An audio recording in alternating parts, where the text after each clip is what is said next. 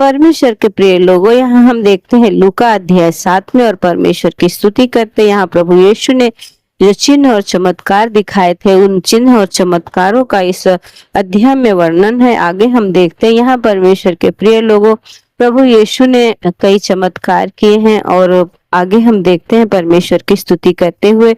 यहाँ कई चमत्कारों के बारे में हम पढ़ेंगे और परमेश्वर की महिमा करेंगे। जब वह लोगों से ये सारी बातें कह चुका तो कफरनहूम में आया। वहां किसी सूबेदार का एक दास जो उसका प्रिय था, बीमारी से मरने पर था। उसने यीशु की चर्चा सुनकर यहूदियों के कई मुरनियों को उससे यह विनती करने को उसके पास भेजा कि आकर मेरे दास को चंगा कर। वे यीशु के पास आए और उससे बड़ी विनती करके कहने लगे, यह इस योग्य है कि तू उसके लिए यह करे, क्योंकि वह हमारी जाति से प्रेम रखता है और उसी ने हमारे आराधनालय को बनाया है। यीशु उनके साथ गया, पर जब वह घर से दूर न था तो सूबेदार ने उसके पास कई मित्रों के द्वारा कहला भेजा, हे प्रभु, दुख ना उठा, क्योंकि मैं इस योग्य नहीं कि तू मेरी छत तले आए। इसी कारण मैंने अपने आप को इस योग्य भी ना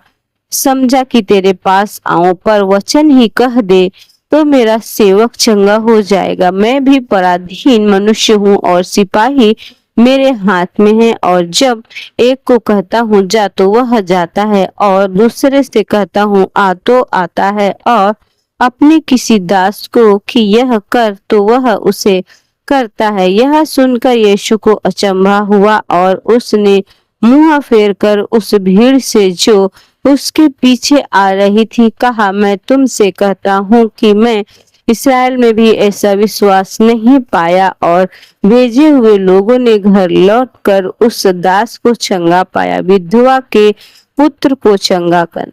यहाँ परमेश्वर का वचन बोलता है, थोड़े दिन बाद वह नायक नामक के एक गांव को गया। उसके चेले और बड़ी भीड़ उसके साथ जा रही थी। जब वह नगर के फाटक के पास पहुंचा तो देखो, लोग एक मुर्दे को बाहर लिए जा रहे थे, जो अपनी माँ का एकलौता पुत्र था और वह विधवा थी, और नगर के बहुत से लोग उसके साथ थे। उसे देखकर प्रभु को तरस आया और उससे कहा, मत रो।